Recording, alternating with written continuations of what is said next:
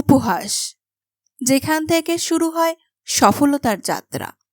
একটা বিষয় খেয়াল করে দেখো, তুমি যখন কোনো সাধারণ সিদ্ধান্ত নাও, যেমন চাকরি করা, পরীক্ষা দেওয়া বা বিয়ে করার মতো চিরচেনা রাস্তায় হাঁটো, তখন খুব বেশি কেউ কিছু বলে না। সবাই চুপচাপ দেখে, কিছু উৎসাহ দেয়, কিছু পরামর্শ দেয়, তারপর হয়ে যায়।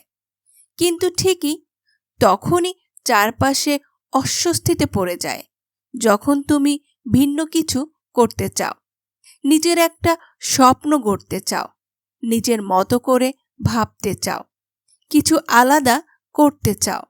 সেখানে শুরু হয় উপহাস। এটা দিয়ে কি হবে? তোমার মতো মানুষ এটা পারবে? বেকার সময় নষ্ট করছো। এই কথাগুলো শুনে কষ্ট হয়, এটাই স্বাভাবিক। কিন্তু এটাও ঠিক যে এই কথাগুলো তোমাকে সত্যিকার অর্থে গড়ে তোলে। কেন উপহাস আসে? কারণ তুমি পরিচিত ছকে হাঁটছ না। মানুষ নতুন কিছুকে প্রথমে ভয় পায়, তারপর ব্যঙ্গ করে, এরপর প্রশ্ন তোলে, আর সবশেষে সেই নতুনকেই মেনে নেয়।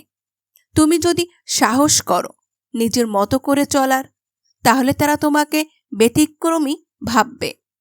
কিন্তু ব্যতিক্রমী হওয়াটাই তো বড় হওয়ার প্রথম ধাপ। সবাই যা করে সেটাই যদি করো, তাহলে তুমি নতুন কিছু তৈরি হবে কিভাবে? উপহাস আসলে এক প্রকার প্রশংসা ছদ্মবেশে। তারা তোমাকে ব্যঙ্গ করে, কারণ তুমি তাদের পরিচিত গণ্ডির বাইরে চলে গেছ। তুমি হয়তো সেই কথাগুলোতে ভেঙে পড়তে পারো, আবার চাইলে সেগুলোকে শক্তিতে পরিণত করেও এগিয়ে যেতে পারো। তোমার কাজের প্রতিক্রিয়া যত বেশি হয়, উপহাসে হোক বা প্রশ্নবিদ্ধতা, তত বেশি তুমি জানবে তুমি কিছু একটা ঠিক করছো। ইতিহাসও তাই বলে। সত্যজিৎ রায়ের পথের পাঁচালী যখন বানানো হয়েছিল, অনেকেই বলেছিল এটা কেউ দেখবে না। জে.কে. রাউলিং এর হ্যারি পটারে 12টি প্রকাশনীও প্রত্যাখ্যান করেছিল। স্টিভ জবস, এলন মাস্ক, এমনকি কবি রবীন্দ্রনাথও, সবার জীবনে শুরুতেই উপহাস এসেছিল। তাদের সবাইকে প্রথমে অসম্ভব মনে করা হয়েছিল, কিন্তু তারাই একদিন হয়ে উঠেছে অনুপ্রেরণা।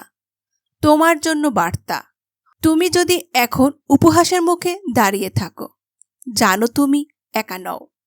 এটাই সেই পর্যায় যেটা পেরিয়ে গেলেই ভবিষ্যৎ তোমার হবে। তুমি যদি নিজের উপর বিশ্বাস রাখো, কঠোর পরিশ্রম করতে পারো, আর ভেতরের আগুনটা জ্বালিয়ে রাখতে পারো, তাহলে আজ যে মানুষগুলো হাসছে, কাল তারাই তোমার গল্প শোনাবে অন্যকে। শেষ কথা, উপহাসের মধ্যে লুকিয়ে থাকে ভবিষ্যতের সম্ভাবনা। তোমার স্বপ্নের দরজা খুলে আছে, শুধু দরজার সামনে একটু হাসির শব্দ বাজছে। ভয় পেও না, এগিয়ে যাও।